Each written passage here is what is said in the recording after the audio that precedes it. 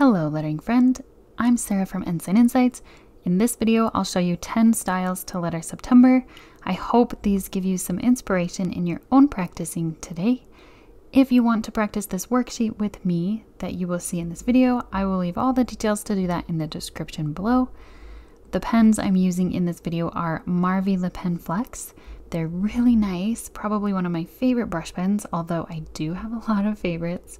There are 18 colors total, 6 in the primary set, 6 in the jewel set, and 6 in the pastel set.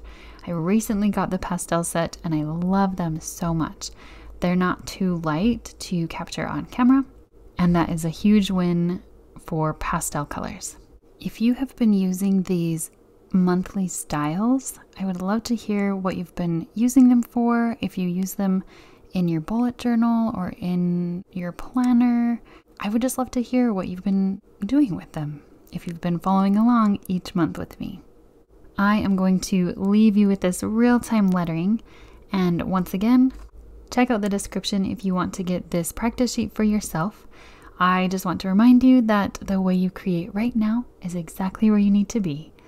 Thank you for watching this video and subscribing to my channel. I appreciate you being here. I will see you next time.